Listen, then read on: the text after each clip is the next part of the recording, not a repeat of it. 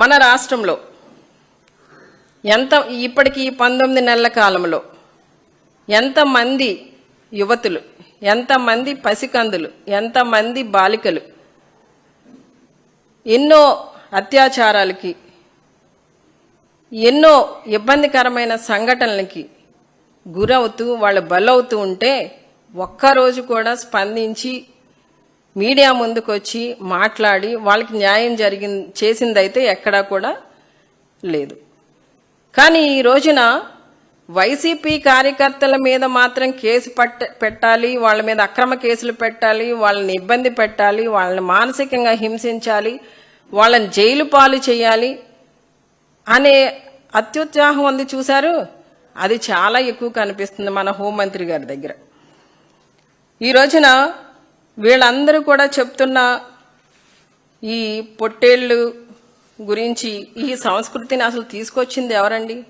ఆ రోజున మీ కార్యకర్తలని మీరు కంట్రోల్ చేసుంటే, ఆ రోజున మీ కార్యకర్తలని కంట్రోల్లోకి తీసుకుని వాళ్ళ మీద వాళ్ళకి పనిష్మెంట్ ఇచ్చుంటే ఈ రోజున ఇలాంటివి జరిగేవి కాదు. ఆ రోజునే ఫుల్ స్టాప్ పడేది.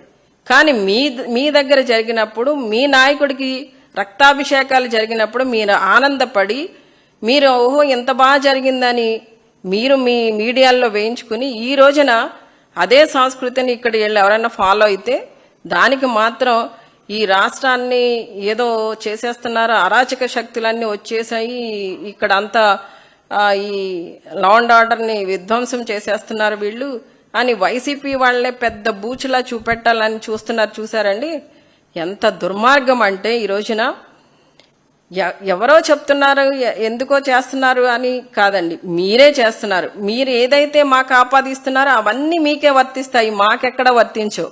ఈ రోజున రాక్షస పాలన అన్నది మీరు. ఈ రోజున అమరావతి రైతులను చూడండి, వాళ్ళకి ఎన్ని ఆశలు చూపించారు, ఎన్ని చేశారు. ఈ రోజు 19 నెలలైనా కూడా అక్కడ మీరేమీ చేయలేకపోయారు. అమరావతి రైతుల్లో కూడా మార్పు వచ్చింది. వాళ్ళు గుండెలు పగిలి అక్కడ చనిపోతున్నారు. వాళ్ళు చనిపోతున్న వాళ్ళు ఈ విషయంలో అక్కడ ఒక చర్చ కొనసాగుతుంది. ఈ ప్రభుత్వం మీద వ్యతిరేకత వచ్చిందన్న విషయాన్ని ప్రతి ఒక్కరూ మాట్లాడుతున్నారు.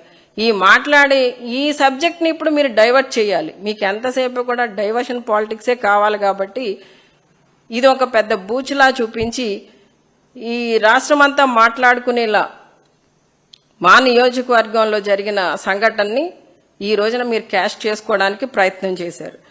మరి వినుకొండలో నడి రోడ్డు మీద రషీద్ అనే అబ్బాయిని హత్య చేశారండి.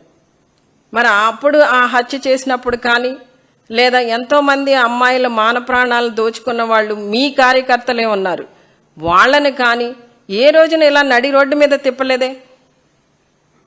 అంటే ఈ రోజున మా నియోజకవర్గంలో మా వైసీపీ కార్యకర్తలుగా ఉన్న వాళ్ళు చిన్నపిల్లలు, వాళ్ళు తెలుసో తెలియక చేసిన తప్పిదాన్ని ఈ రోజున కావాలని పెద్ద బూచులా చూపిస్తూ మీరు మీ రాజకీయ ప్రయోజనాల కోసం వాడుకుంటున్నారే తప్ప ఎక్కడా కూడా ఈ రోజున రాష్ట్రంలో శాంతి భద్రతలను కాపాడే విషయంలో మీరు ముందుండట్లేదన్న విషయాన్ని మీకు తెలియజేస్తున్నాను. మీ ప్రభుత్వం అధికారంలోకి వచ్చిన వెరీ స్టార్టింగ్ డేస్లో గ్రామ సచివాలయాల మీదకి వెళ్ళి అక్కడున్న శిలాఫలకాలను పగలగొట్టడం జరిగింది. అలానే ఇక్కడ విజయవాడలో అంబేద్కర్ స్మృతి భవనంలోకి వెళ్ళి అక్కడ ధ్వంసం చేయడం జరిగింది. అంటే ఎక్కడ పడితే అక్కడ మీరు అరాచకాలు చేసి మీ వాళ్ళు చేసిన అరాచకాల మీద ఎప్పుడు మీరు కేసులు పెట్టలేదు, ఎప్పుడు మీరు వాళ్ళని మందలించలేదు, ఎప్పుడు వాళ్ళ మీద యాక్షన్ తీసుకోలేదు. ఈ రోజున మాత్రం వైసీపీ వాళ్ళు అనేసరికి ఈవెన్ ఫ్లెక్సీలు వేసినా కూడా ఆ ఫ్లెక్సీల్లో ఏవో వివాదాస్పదమైన పదాలు ఉన్నాయని చెప్పి దాన్ని కూడా పెద్దగా చేస్తూ ఈ రోజున వాళ్ళని పోలీస్ స్టేషన్లను తీసుకువెళ్ళడం, అరెస్ట్ చేయడం, మళ్ళీ కోర్టుకి సబ్మిట్ చేయడం ఇవన్నీ జరుగుతున్నాయి. ఎలా అయినా సరే వైసీపీ కార్యకర్తలను మీరు రిమాండ్కి పంపించాలని చాలా ప్రయత్నం చేశారు. కానీ అక్కడ జడ్జి గారు, న్యాయస్థానంలో జడ్జి గారు మీకు ఏమని ఇట్లాంటి సెక్షన్స్కి రిమాండ్ వర్తించదని చెప్పి బెయిల్ ఇవ్వడంతోనే మీకు తెలిసి ఉంటుంది ఇది మీకు ఎంత చెంపపెట్టు లాంటిదని మీకు అర్థమవుతుంది. ఇప్పటికైనా మీరు తెలుసుకోవాల్సింది ఏంటంటే, అక్రమ కేసులు, అన్యాయం కేసులు అనవసరంగా పెడితే అవి నిలబడవు. ఖచ్చితంగా ఈ రోజున మీరు కొట్టే ప్రతి దెబ్బ, మీరు మా మీద వేసే నిందలు, అపనిందలు, మా నాయకుడి మీద వేసే బురద అంతటికీ కూడా ఏదో ఒక రోజున మూల్యం చెల్లించుకోవాల్సిన పరిస్థితి అయితే ఉంది. ఖచ్చితంగా మీరు మూల్యం చెల్లించుకుంటారు కూడా.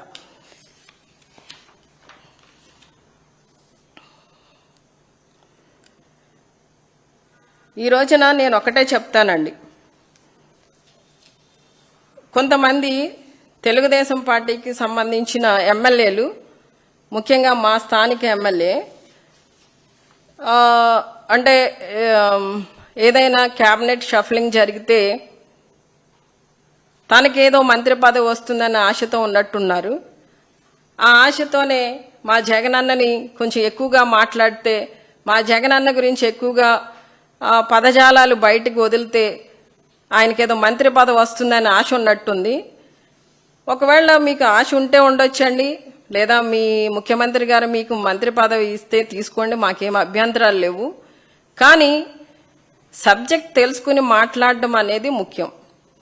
మీరు మీ ఇష్టం వచ్చినట్లు జగనన్న మీద ఏది పడితే అది మాట్లాడేసి తండ్రి శవం పక్కనుండగానే సంతకాలు సేకరించేశారని మాట్లాడుతున్నారు. చాలామంది ఇప్పటికే సీనియర్ మోస్ట్ కాంగ్రెస్ లీడర్స్ని ఇంటర్వ్యూ చేసినప్పుడు కొంతమంది మీడియా మిత్రులు అడుగుతూ ఉంటారు, ఏంటండి జగన్ గారు ఆ రోజున రాజశేఖర రెడ్డి గారు డెడ్ బాడీ పక్కనే ఉండగానే ఈ సంతకాల సేకరణ అనేది చేశారా అని చాలామంది చాలా ఇంటర్వ్యూస్లో అడగడం జరిగింది. ఏ ఒక్కరు చెప్పినా కూడా అసలు ఆ సంతకాల సేకరణ అనేది జగన్ గారికి తెలియదు, మేమే కొంతమంది కావాలని ఆయన ముఖ్యమంత్రి చేయాలని మా సపోర్ట్ ఉందని చెప్పడం కోసం మేము చేశాము. కానీ ఆ విషయంలో అక్కడ అసలు జగన్ గారి ప్రమేయం లేదు. జగన్ గారు కూడా తర్వాత ఆ విషయం తెలుసుకుని మమ్మల్ని వారించారు. ఇది మా నాన్న వల్ల ఏర్పడిన గవర్నమెంట్, దీన్ని పడగొట్టడానికి నాకు ఇష్టం లేదని చెప్పి ఆయన చెప్పారని కూడా చాలామంది చెప్పడం జరిగింది. కానీ ఈ రోజుకి కూడా అంటే వీళ్ళు గతంలో 24 ఎలక్షన్స్కి ముందు తెలుగుదేశం పార్టీ వాళ్ళు ఏం చేశారంటే అసత్యాలన్నీ మాట్లాడి మొత్తానికి తమ్మిని బిమ్మని చేసి అధికారంలోకి రావడానికి చాలా ప్రయత్నం చేశారు. ఆ ప్రయత్నంలో చేసిన భాగంగా ఒకటి ఏంటంటే ల్యాండ్ టైటిలింగ్ యాక్ట్ అనే దాన్ని చాలా ఉపయోగించుకున్నారు. ఎంతగా ఉపయోగించుకోవాలంటే ఈ రేపొద్దున్న అధికారంలోకి జగన్ మళ్ళీ వస్తే ఈ భూములన్నీ లాగేసుకుంటాడు, ఈ భూములన్నీ తీసేసుకుంటాడు, ఈ భూములన్నీ సొంతం చేసేసుకుంటాడు, మీకు ఏమి భూములు ఉండవు అని చెప్పి ప్రతి ఒక్కరిని, ప్రజలందరినీ కూడా మభ్యపెట్టి మాయ చేసి మోసం చేశారు. అదే క్రమంలో మళ్ళీ మోసపోతారు, ప్రజలు మనం చెప్పిన ప్రతిదీ నమ్ముతారు అన్నట్టు మళ్ళీ అదే పాట పాడుతూ వీళ్ళు అధికారంలోకి వచ్చినా కూడా అబద్ధాలు చెప్పడం అనేది ఎక్కడ మానలేదండి. ఈ రోజున మళ్ళీ అదే పందాలో జగన్ గారంట వాళ్ళ అమ్మని, చెల్లిని అందరినీ వదిలేశారు, వాడుకుని వదిలేశారు, అది ఇది అని మా స్థానిక ఎమ్మెల్యే మాట్లాడుతున్నాడు. అంటే ఈరోజు నేను ఒకటే చెప్తాను ఆయనకి, చంద్రబాబు నాయుడు గారు ప్రక్కన వాళ్ళ చెల్లి గారు ఎన్నిసార్లు కనపడ్డారు? ఎప్పుడైనా కనపడ్డారండి? ఎన్ని గృహప్రవేశాలు చేసుకున్నారు? అది అడగరెవరు. మా దగ్గరికి వచ్చేసరికి ప్రతి ఒక్కటి మా కుటుంబ విషయాలన్నీ మీకు కావాలి.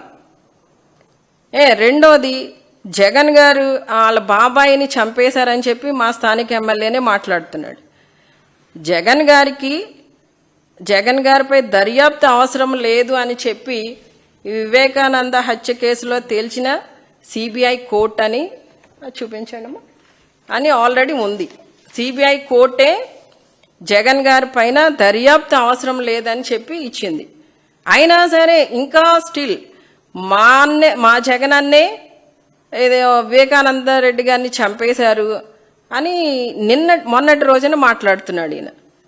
అంటే మరి ఎమ్మెల్యేలుగా ఉన్న వాళ్ళు కాస్త మరి పరిజ్ఞానంతో కూడి మాట్లాడితే బాగుంటుంది అనేది నా ఆలోచన.